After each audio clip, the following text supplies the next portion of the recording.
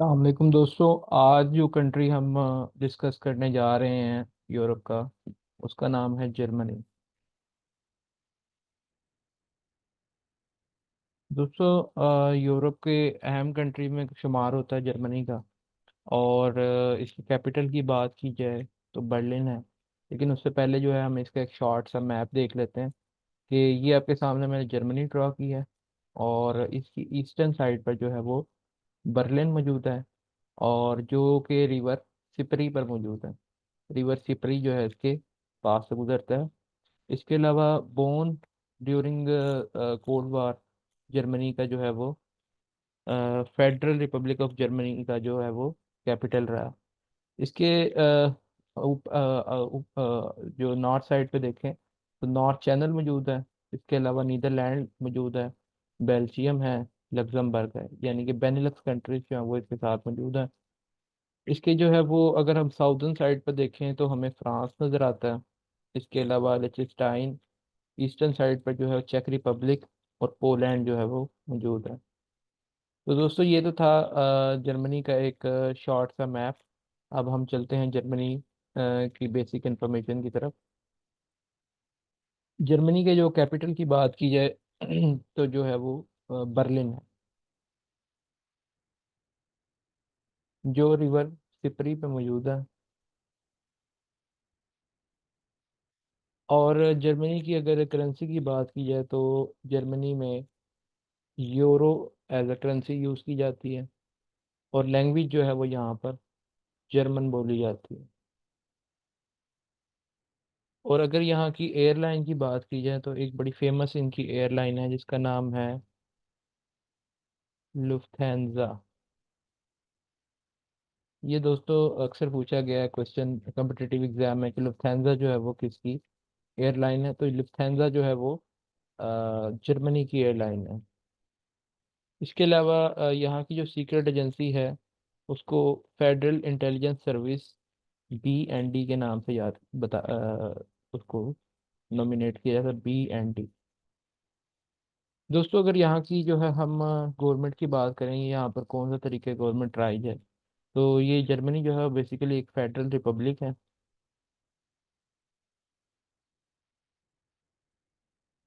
और ऑस्ट्रिया की तरह, जैसे ऑस्ट्रिया में जो चांसलर होता है, मतलब chief of head of government, यहाँ पर भी जो है वो चांसलर जो होता है वो हेड ऑफ गवर्नमेंट होता है। दोस्तों यहाँ पर नवंबर 2005 में जो है अंजीला मर्कल जो थी वो चांसलर बनी थी, जो मुसलसल 4 मरतबा जो है वो चांसलर सेलेक्ट हुई हैं। और 2022 में जो है वो उसके बाद ओलाफ शोल्ज आजकल जो है वो इनके चांसलर चल रहे हैं। दोस्तों यहाँ की पार्लियामेंट जो है वो बाई कैमरल है। बाई कैमरल होता है यानी कि 2 हाउसेज होते हैं उनके। और इसकी जो बाई कैमरल लेजिस्लेचर है यहाँ पर। और जो है फेडरल लेजिस्लेचर पावर जो है वो अ, उसको जो कहा जाता है बुंडेस टैग, बुंदस टैग। और जो है वो एक जो इसकी रिप्रेजेंटेटिव बॉडी है, यानी कि जो लेजिस्लेचर है वो सारी बुंदसटैग में होती है। और जो सारी रिप्रेजेंटेटिव जो है जो तमाम स्टेट्स की रिप्रेजेंटेशन करती है, यानी इसे सेनेट कह लें जैसे, तो उसको जो है वो बुंदस रैट कहा जाता है।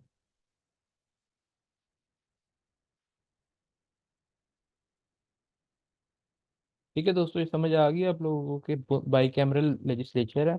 और जो लेजिस्लेचर जो है इनकी पावर है फेडरल की, वो जो है बुंडेसटैग इनकी जो है हाउस है, जिसके अंदर जो लेजिस्लेशन वगैरह करती है। और सेनेट की तरह जैसे पाकिस्तान में सेनेट मौजूद है, इस तरह बुंदस रैट एक हाउस है जिसके अंदर तमाम स्टेट्स की जो रीजनल स्टेट्स हैं उनकी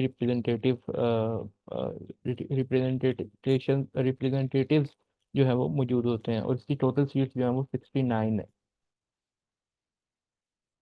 दोस्तों आगे देखते हैं कि जैसे कि मैंने अभी आपको मैप में बताया कि इसको पोलैंड चेक Republic, Austria, Switzerland, France, Luxembourg, Belgium और नीदरलैंड।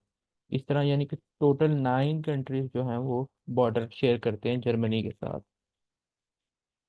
दोस्तों अगर जर्मनी की जोग्राफी की बात की जाए तो ये 7th लार्जेस्ट यूरोपियन कंट्री है साइज के हिसाब से। वैसे अगर पॉपुलेशन के हिसाब से बात की जाए तो ये सेकंड मोस्ट पॉपुलेटेड कंट्री है आफ्टर रशिया। After Russia. और अगर साइज की बात की जाए तो आपको पता है सबसे बड़े साइज पे जो है वो कंट्री रशिया है। रशिया के बाद जो है वो यूक्रेन है, यूरोप का सेकंड लार्जेस्ट कंट्री। फिर जो है वो फ्रांस है, और फ्रांस के बाद फिर जो है स्पेन आ जाता है। ठीक है। इस तरीके से जो है वो जर्मनी जो है वो 7वें नंबर पर जाकर आता है। और यहाँ पर जो है जोग्राफी हम बात कर रहे थे, तो यहाँ पर जो है फॉरेस्ट पाए जाते हैं वो जो चेक रिपब्लिक वाली साइड पे यानी कि जो ईस्टर्न साइड पे फॉरेस्ट पाए जाते हैं उनका नाम है बोहीमियन फॉरेस्ट। बोहीमियन फॉरेस्ट। इसके अलावा दोस्तों जो वेस्टर्न साइड पे फॉरेस्ट पाए जाते हैं उनका नाम है black forest. Black forest basically एक माउंटेन रेंज है जो इसकी वेस्टर्न साइड पे पाई जाती है। और इधर से जो है वो इधर इसका मतलब एक बड़ा फेमस रिवर जो है वो इसका नाम है डेन्यूब रिवर। वो जो है ओरिजिनेट करता है ब्लैक फॉरेस्ट से। तो ब्लैक फॉरेस्ट के नाम से कंफ्यूज नहीं होना, ये ब्लैक फॉरेस्ट नाम है लेकिन है ये माउंटेन रेंज। और यहाँ से जो है वो डेन्यूब रिवर निकलता है, ये यूरोप का सेकंड लार्जेस्ट रिवर है जो जाकर जो है ब्लैक सी के अंदर गिरता है। इसके अलावा जो है जो अगर जर्मनी के सबसे बड़े रिवर की बात की जाए तो रिवर राइन जो है वो इसका सबसे बड़ा रिवर है।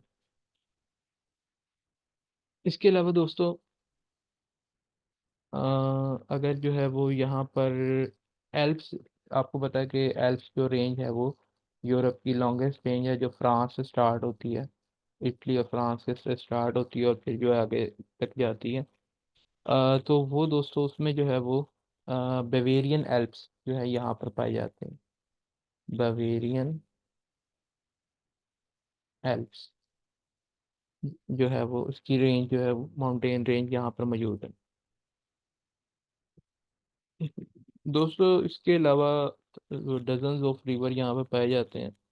लॉन्गेस्ट रिवर मैंने आपको बता दिया कि रिवर राइन है। इसके अलावा रिवर सिपरी है जिसके ऊपर बर्लिन जो है वो सिटी आबाद है। और डेन्यूब रिवर का भी मैंने आपको बता दिया है। ठीक है। और इसके बाद हम देखते हैं इसकी एक हिस्ट्री कि जर्मनी जो आज हमें नज़र आता है ये इस फॉर्म तक जो है वो कैसे पहुंचा। तो दोस्तों 1517 में मार्टिन लूथर ने यहाँ पर रिफॉर्मेशन की थी। मार्टिन लूथर बेसिकली वो शख्स है जो जिसने जो है प्रोटेस्टेंट फिरका जो है वो लॉन्च किया था ईसाइयत के अंदर, क्रिश्चियनिटी के अंदर। और इसने जो है वो यहाँ पर रिफॉर्मेशन की। इसका ताल्लुक भी बेसिकली यहीं से था, जर्मनी से था। तो उसके बाद हम देखते हैं कि 1540 के अंदर जर्मनी के अंदर सबसे पहली जो फर्स्ट स्टॉक एक्सचेंज जो है कायम हुई थी। फर्स्ट स्टॉक एक्सचेंज जो है वो जर्मनी में कायम होती है। उसके बाद जो है वो 18 से 1648 तक जो है वो यहाँ पर 30 ईयर वॉर चलती है। और जो एंड पे 1648 में ट्रीटी ऑफ वेस्टफालिया के नाम से जो ट्रीटी होती है उसके वो जो है वॉर एंड हो जाती है। उसके बाद दोस्तों यहाँ पर जो है वो 1848 में एक शख्स जिसका नाम कार्ल मार्क्स था, वो जो है यहाँ पर एक किताब लिखता है जिसका नाम कम्युनिस्ट कम्युनिस्ट मैनिफेस्टो उसे कहा जाता है। इसके अलावा उसकी एक और किताब है दास कैपिटल। Das Kapital. तो ये भी उसकी किताब है। इसके अलावा कम्युनिस्ट मैनिफेस्टो जो है वो इसने 1848 के अंदर लिखा है यहाँ पर। उसके अलावा दोस्तों आगे देखते हैं कि यहाँ पर 1870 के अंदर, 1860 के अंदर एक शख्स जो है वो यहाँ का जो है वो डिक्टेटर समझ लें आप उसे, या स्टेट्समैन समझ लें, वो बनता है जो जर्मनी को रूल करता है और यहाँ के जितने भी अफेयर्स होते हैं उनको देखता है। और 1890 तक जो है वो शख्स चलता है जिसका नाम होता है ओटो वान बिस्मार्क। बिस्मार्क के नाम से ये आप फेमस था, बिस्मार्क। इससे आगे देखते हैं दोस्तों कि 1914 के अंदर जो है वो जर्मनी, आपको पता है कि ऑस्ट्रियो हंगेरियन एम्पायर के साथ था। तो ये जो है रशिया पर हमला कर देता है। और फर्स्ट वर्ल्ड वॉर के अंदर, फर्स्ट वर्ल्ड वॉर, और 1918 में जो है वो उसको शिकस्त हो जाती है। इसके बाद जो है वो रशिया जो है वो, जर्मनी जो है वो अपने आप को डिक्लेयर कर देता है रिपब्लिक।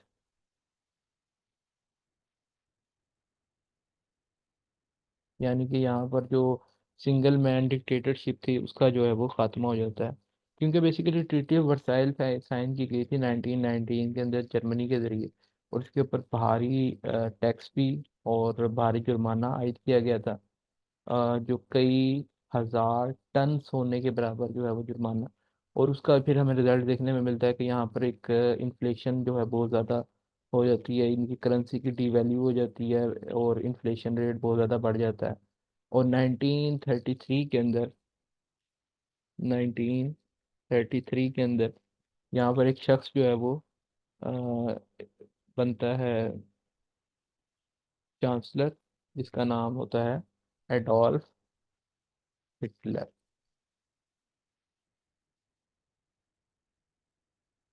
दोस्तों 1933 में जो है अडोल्फ हिटलर जर्मनी का जो है चांसलर बन जाता है। और 1939 के अंदर जो है ये सेकेंड वर्ल्ड वॉर स्टार्ट कर देता है। और सेकेंड वर्ल्ड वॉर में क्या होता है, सबसे पहले ये जर्मनी जो है वो पोलैंड पे अटैक कर देता है, और पोलैंड को बचाने के लिए जो है वो यूएसएसआर आ जाता है। और इस तरीके से जो है वो फिर सेकेंड वर्ल्ड वॉर का आगाज़ हो जाता है।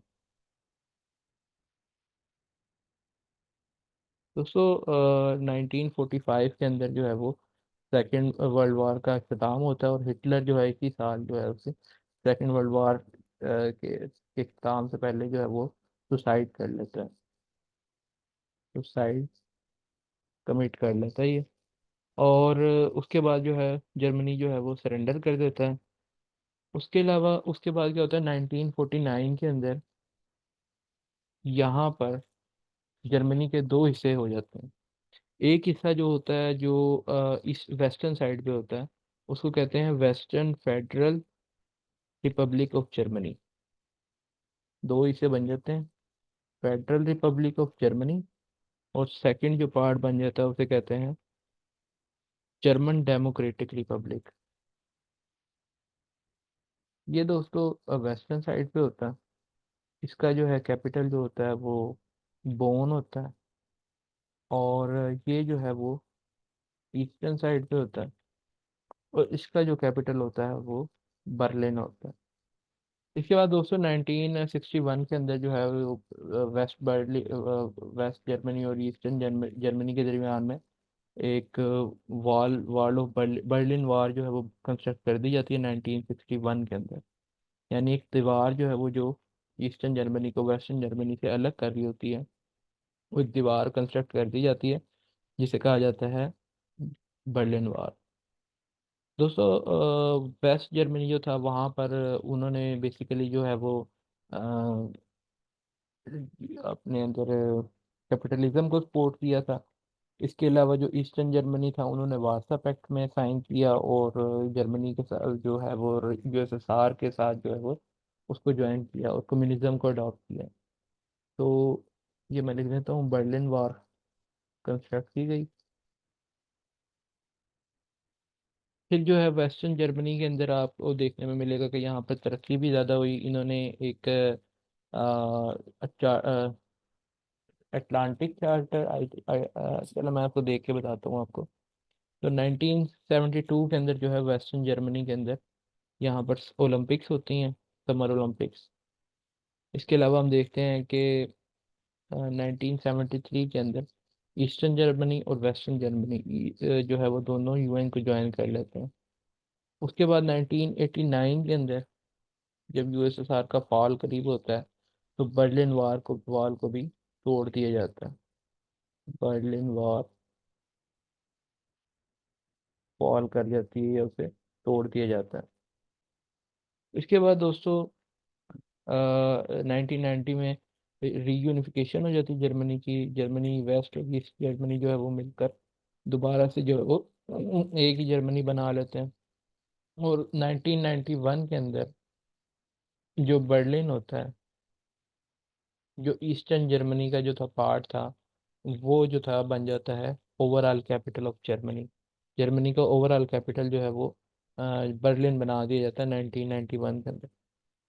2002 के अंदर जो ये अपनी करेंसी जो है वो यूरो अडॉप्ट कर लेते, और यूरो को जो है वो all over the Germany, all across the Germany जो है वो एज अ करेंसी यूज़ करने लग जाते हैं। फिर 2005 के अंदर जो है यहाँ पर एक मैंने पर्सनैलिटी आपको बताई है, एंजीला मर्कल। ये यहाँ की जो है वो चांसलर बनती हैं। और इनकी उसमें जो है वो क़यादत में जो है जर्मनी इतनी तरक्की करता है कि इस वक्त जो है जर्मनी वो दुनिया की थर्ड लार्जेस्ट इकॉनमी है।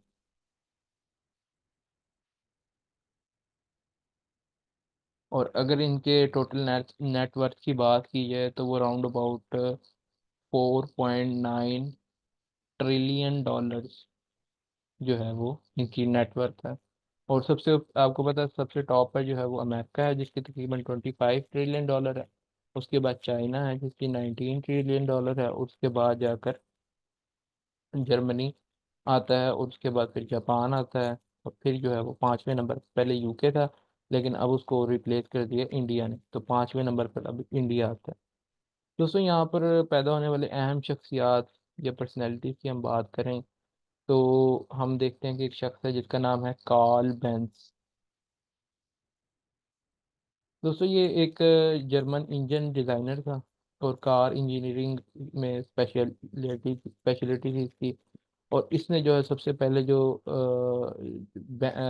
मर्सिडीज बेंज जो है वो इस बंदे ने जो है वो डिज़ाइन की, और ये उसका फाउंडर समझा जाता है।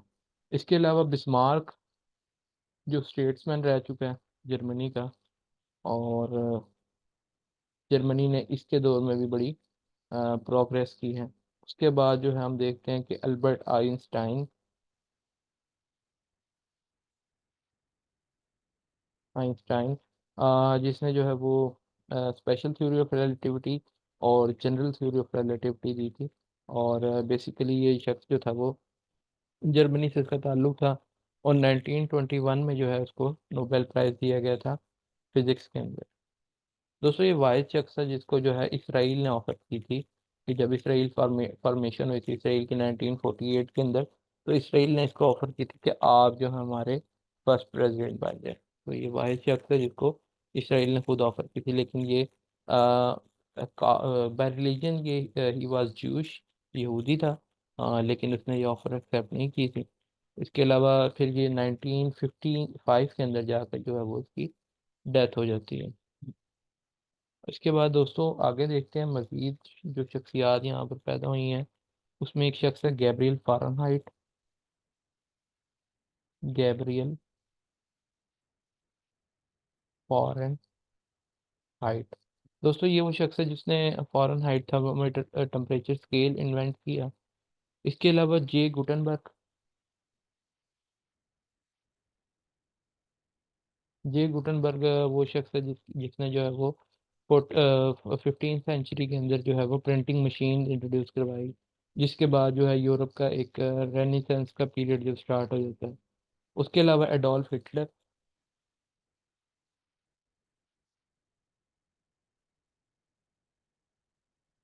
दोस्तों एडोल्फ हिटलर की जो पैदाइश है वो बेसिकली ऑस्ट्रिया में हुई थी। लेकिन ये क्योंकि नाजी पार्टी का लीडर था और 1933 में इसलिए ये फिर ये जर्मनी का चांसलर बनता है और 1945 तक रहता है। और उसके बाद जो है इसकी एक ऑटोबायोग्राफी जो है बड़ी फेमस है, जिसका नाम है माइन कैम्फ, यानी कि मेरी जंग या मेरी जद्दोजहद जिसे कह सकते हैं आप। इसके अलावा दोस्तों यहाँ पर कार्ल मार्क्स एक बड़ी अहम शख्सियत है। इसके बारे में मैंने आपको बताया कि उन्होंने किताबें, उनकी जो किताबें हैं, एक तो कम्युनिस्ट मैनिफेस्टो, और एक उनकी किताब है जिसका नाम है दास कैपिटाल। ये इनका मेजर जो है वर्क है, ठीक है, जो इन्होंने लिखा है। इसके अलावा रॉन्टिजिन यहाँ पे एक साइंटिस्ट है, फिजिस्ट हैं, जिन्होंने जो है एक्सरे को डिस्कवर किया था। तो दोस्तों ये कुछ था जो जर्मनी के बारे में अहम बातें थी, मैंने आपको के साथ डिस्कस कर ली हैं। तो अगर कोई बात मिस हो गई हो तो काइंडली आप हमें कमेंट में बता सकते हैं, ताकि नेक्स्ट टाइम हम जो है वो उसको बात को अपनी वीडियो के अंदर ऐड कर लें। तो वीडियो अगर आपको पसंद आई हो तो काइंडली आप उसे लाइक कीजिए, अपने दोस्तों के साथ शेयर कीजिए, और हमारे चैनल को सब्सक्राइब कीजिए, ताकि आइंदा भी हम आपके लिए ऐसी वीडियोस बनाते रहें। Thank you so much. अल्लाह हाफिज़।